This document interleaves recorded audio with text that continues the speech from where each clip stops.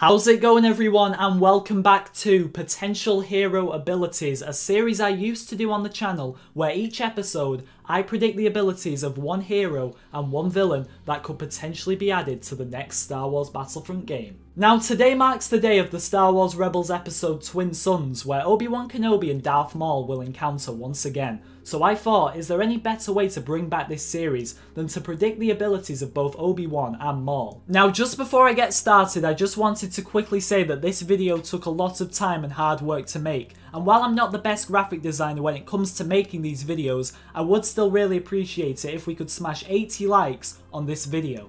These are just my opinions on what Maul and Obi-Wan's abilities could be, so let me know if you agree or disagree with my decisions. Also, I'd love to hear some of your ability ideas in the comments section. But without further ado, let's kick things off with Darth Maul, who I know is just called Maul in the Rebels series, but I'm going to be calling him Darth Maul throughout this video because that's what most people know him as. So his first ability is called Force Throw, and this will allow Maul to pick up all nearby enemies and force throw them at once, which will kill them. If, for example, he comes up against a hero and uses this ability, unless the hero is on very low health, it will just force push them back, allowing Maul to plan his next move. Once this ability is activated and performed, I'm expecting the cooldown to be around 25 seconds. Now, in the Rebels series, Maul uses some old Night System magic, which he refers to as Old Magic, to help him find the location of Obi-Wan Kenobi. Now, when this ability is activated, Maul's eyes will turn green, obviously giving him green vision. So when he's using this, he will have a Scan Pulse-like ability where he will be able to see enemies through walls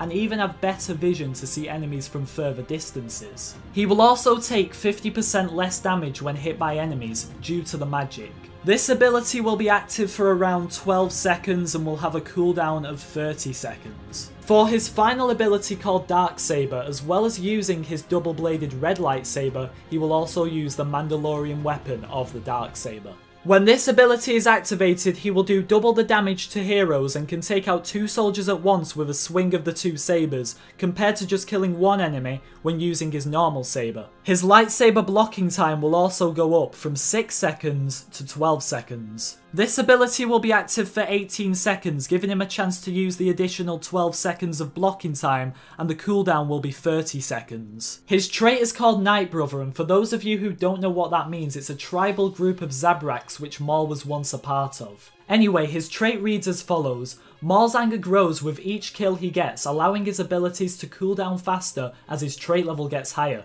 showcasing the full power of the dark side. Now let's move on to Obi-Wan Kenobi, or Old Ben Kenobi as he's known in this part of the timeline, and his first ability is called Saber Swipe. Now let's be honest, Obi-Wan is known for cutting off a lot of limbs in the Star Wars saga, so the Saber Swipe will cut off soldier arms while striking them down at the same time. If, however, this ability is performed against heroes, Obi-Wan will deal twice the damage as a normal hit from his lightsaber would usually. Enemies will have to be pretty close to Obi-Wan for this to work, and once performed I'm expecting the cooldown to be around 30 seconds. Based on one of Obi-Wan's most famous quotes, his next ability is called Use the Force. When this ability is activated, Obi-Wan will be given the option to pick up nearby objects lying around the map and force throw them at enemies, killing any soldiers and damaging heroes. His teammates will also be given a temporary speed boost, allowing them to run around the map much faster during the time this ability is activated. This ability will be active for 15 seconds and will have a 25-second cooldown. For his final ability, we have one of Obi-Wan's signature moves, the Jedi Mind Trick.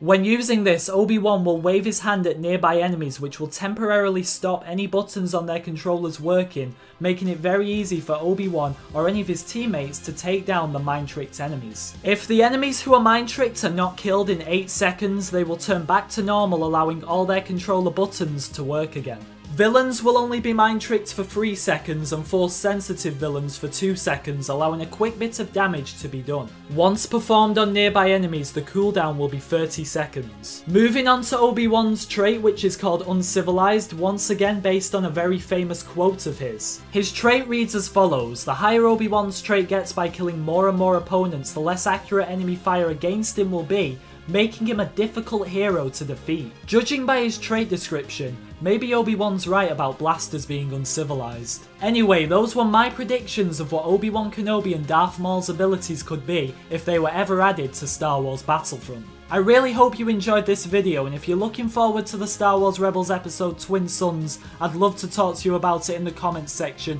as it's gonna be a good one. But now that I'm finally bringing this series back, be sure to let me know what heroes' abilities you'd like me to predict in the future. Thanks so much for watching, be sure to help smash 80 likes on this video, subscribe if you're new, and I'll see you all next time.